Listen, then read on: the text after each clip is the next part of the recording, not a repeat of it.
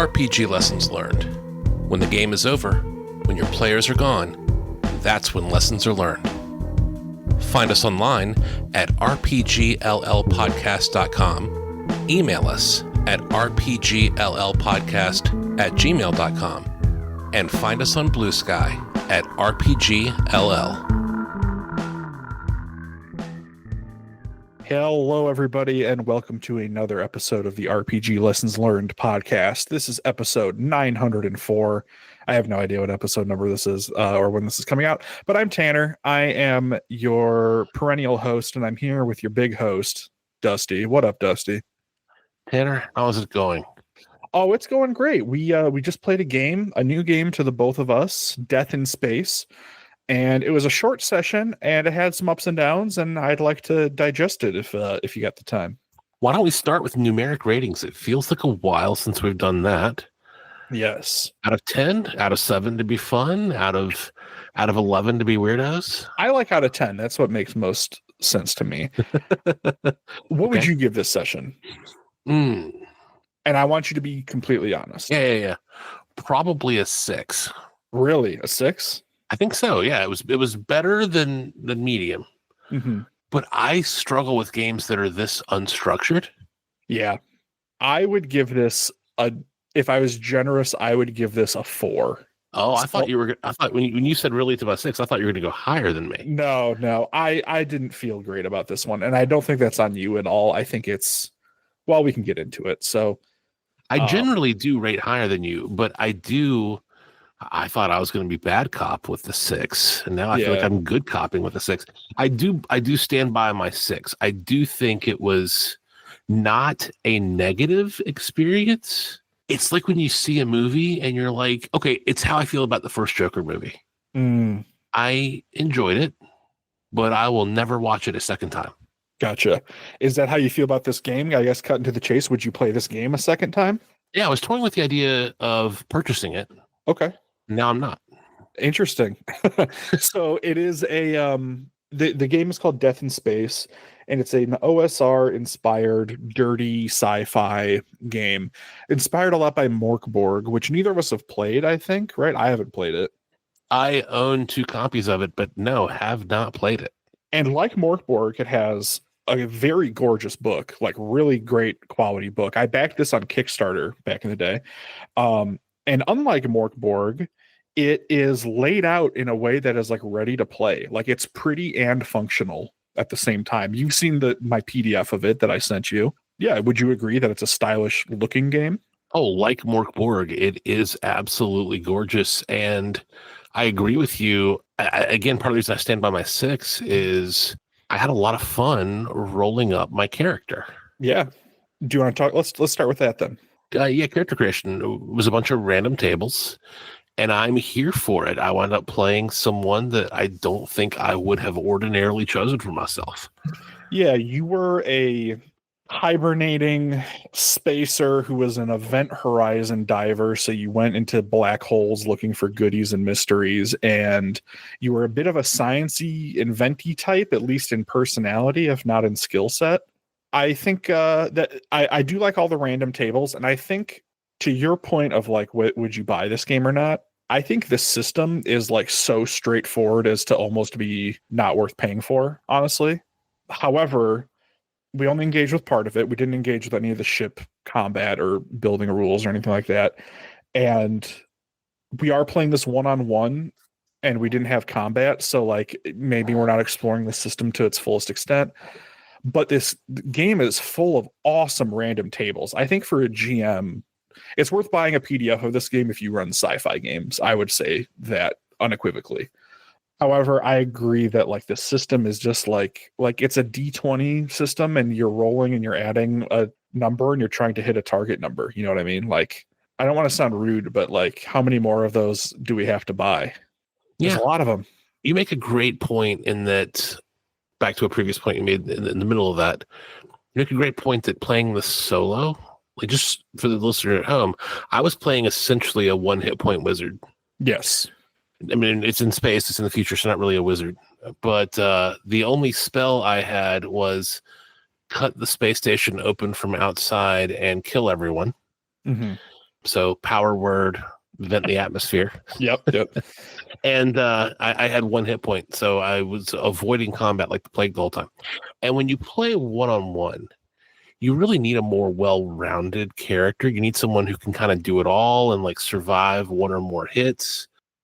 Giving this game a 6 and you giving it a 4 is kind of like playing a dungeon in D&D with a 1 hit point wizard and no one else and being like, yeah, I didn't really enjoy that.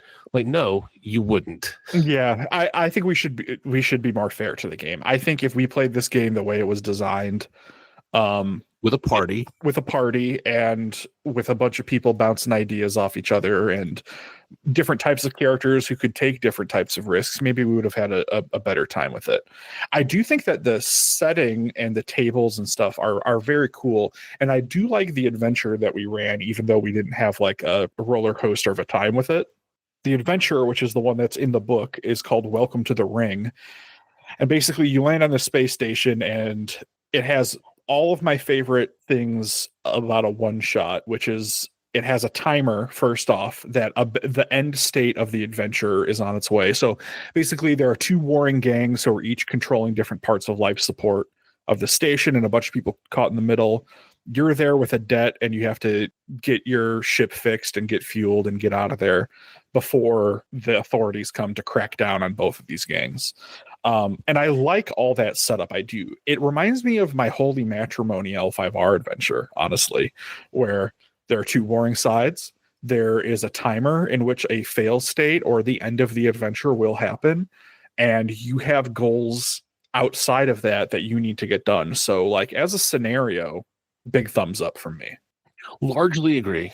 I think what the scenario asks of you, which is getting 500 gold pieces, essentially hollows, getting a ship repaired and getting a ship fueled up inside of 4 hours is an incredibly tall order.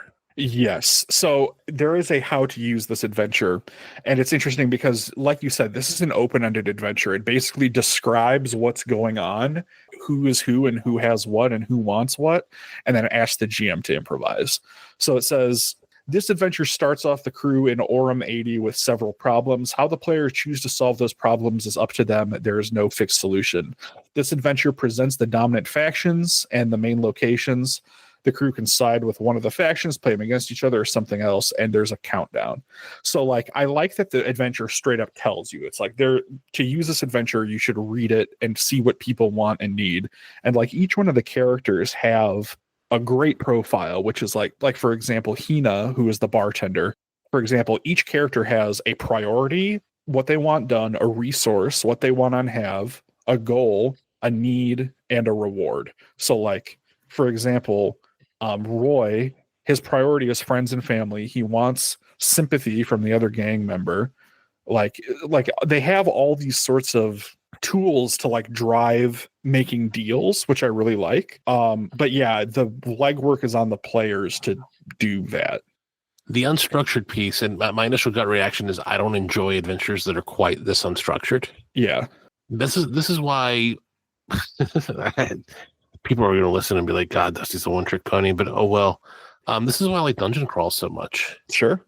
Things to explore in a dungeon and do things in that dungeon, which arguably this kind of was, but it was a dungeon with like 5 locations.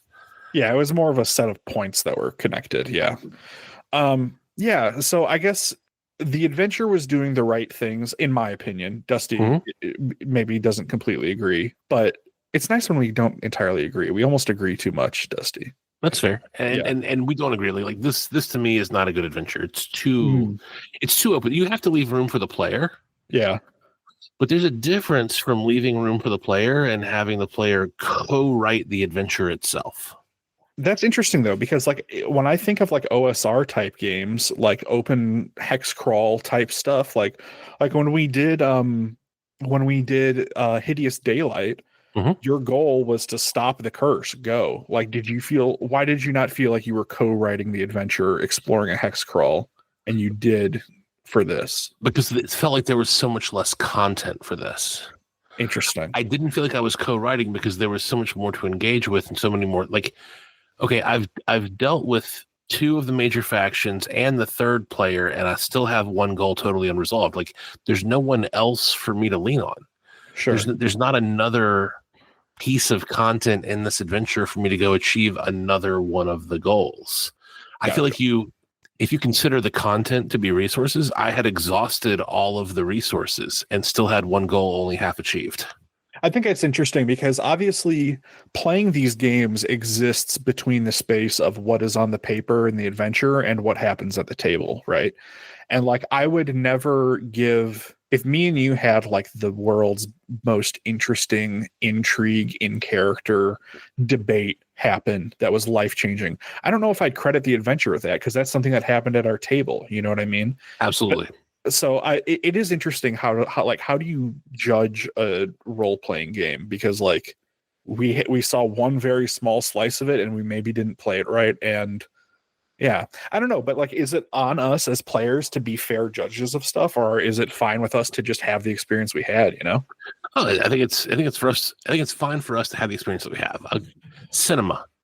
People enjoy movies that I don't enjoy, and people don't enjoy movies that I enjoy. None of us are wrong.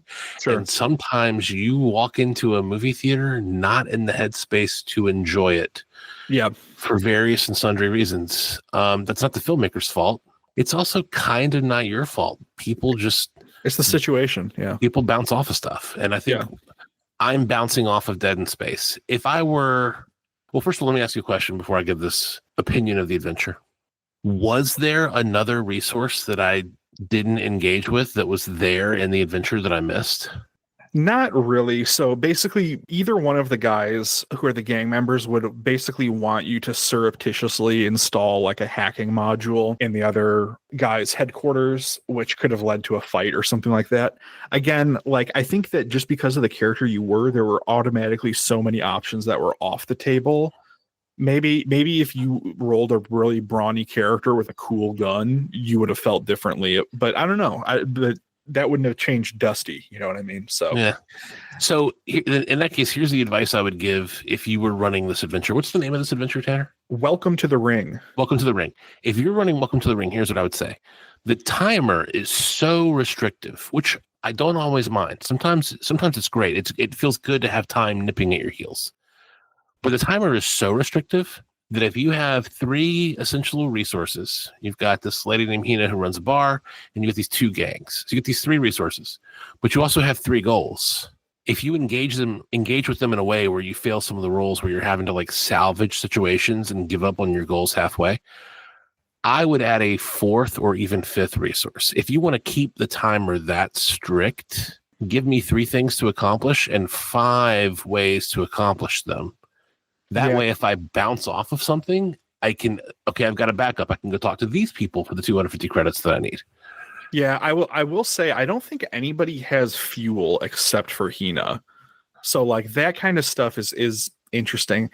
Yeah, I think maybe the adventure isn't quite there. I think it's like, it feels like 75% of the way there, but could maybe, if they wanted to write it to our proclivities, I think it could have used another pass. We can agree that my Star Wars D6 adventure was not great, right? There were a fairly limited number of ways through it. Yeah, I think your adventure was way better than this, though. So that's my point. I total amateur with a not good adventure that I ran, and I felt like it had way more content than this. Yeah, I would agree. Okay, so we're kind of down on Death in Space. Which is fine, because like, I mean, it was sitting on my shelf unplayed until now, so like, now I know. I think I would, if I had a group of players who wanted to play this, I would run it again, I think, but I would want to engage with all the rules of the game, which we definitely didn't. Like in campaign play, like a large part of it is like, it's like a war of attrition of like, your modules and your gear and your spaceship are always breaking down, and you're always trying to repair them to do new jobs. And like, I think that could be kind of like how like every episode of Firefly like ended with them like in a debt or needing I think that could be a cool framework for a campaign. But I've definitely cooled on this quite a bit. I have a thought on why we keep bouncing off of some of these systems. Yeah. Liking a niche system like this, is like having, I'm going to go back to the cinema analogy. It's like having a really niche cinema interest. The difference is, if I like really obscure Belgian films about Cold War spies, specifically in 1955, Mm-hmm. Let's say that's a huge interest that I have for some reason. Mm-hmm. I could enjoy that either alone or with one other person. But if I am getting 6 friends together, Right, to go to the movies, the odds that I'm going to talk my 6 friends into my very niche movie are low, which is why like people scratch their heads like, why does everything default to D&D? Well, if you're getting 6 people to go to the movie, more people are more likely to enjoy a Marvel movie than they are that Belgian spy film from 1955. Yeah, you got to play the hits at a certain point, Games like this that are so niche should absolutely somehow be built for one GM and one player. If you're a super niche game, please consider those of us with jobs, spouses, and kids, and consider the fact that we're likely to have maybe one other friend who would want to run this with us. And please somehow include some hacks or rules or thoughts that make solo play more feasible. Can we move on from Death in Space? I have some thoughts about one-on-one games in general that I've elucidated. Yeah. Is there anything you want to wrap up? I guess we're not. I think we've talked ourselves out of playing this again. I think. Yeah, I would only play this again if I could get a group to play it, and I doubt I could get a group to play it. I think if I got a group together, they'd want to play something more mainstream. More popcorn, yeah. Having said that, again, gorgeous book. Love the character creation. And if you are 25 and childless and have tons of free time with lots of friends who want to explore niche games, with a full party experienced correctly, I see a lot of potential here. But having said that, I'm done talking about Death in Space. Yep, we can only review our experience with it at the end of the day. Yep. So I was looking for one-on-one games to play, and you charged me to say, Tanner, it's your turn to run. Almost every one-on-one game that I could find something designed for one-on-one play is a touchy-feely story game. And I don't think those games are bad. I think they're not for me. I think they might be for me. I know they're not for you though. Ooh, it's interesting. I want to dissect that. Interesting. I think you're probably right. I just wonder, do I portray myself as like not in touch with my feelings? No. I just don't think that that's what you look for in games. I think that there are a lot of one-on-one games that are like, you are 2 star-crossed lovers who hate each other now. Do these story building? They're creative writing type games that I'm trying really hard not to sound pejorative, but they are a certain flavor of games that are more story based, more character based, and I think that that's just like not our preference. And I think some of them feel like, I think more than half of them feel like couples games. Yes, and I like you a lot, Dusty, but not like that. I would maybe want to, and I'm not saying this for next time, I would like to someday try one of those before we swear them off forever, because I feel like we've already kind of avoided them from now. But there are some cool ones. Like one of them is about like one of you is a gunslinger and one of you is their gun.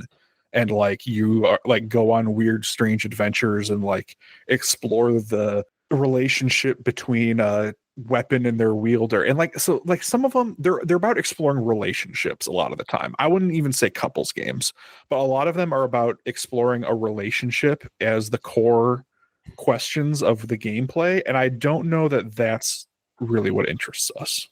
I'm going to invoke this name carefully, understanding that, my God, you can't name a creator without them having some kind of controversy. Orson Scott Card wrote a wonderful book on writing called Characters and Viewpoint. Controversy noted. In that book, he describes, I think it's 3 different types of stories. Character-driven stories, the characters learning and growing is really the big deal. Plot-driven stories, like Westerns, where a bunch of stuff needs to happen. Characters don't really change, or maybe one character has a small realization, but really it's a series of like cool events, like a Marvel film. And then setting-driven stories. And like Dune is a wonderful example of that, where, I mean, yes, there is a story. All 3 elements of plot, setting, and characters are always present in a story.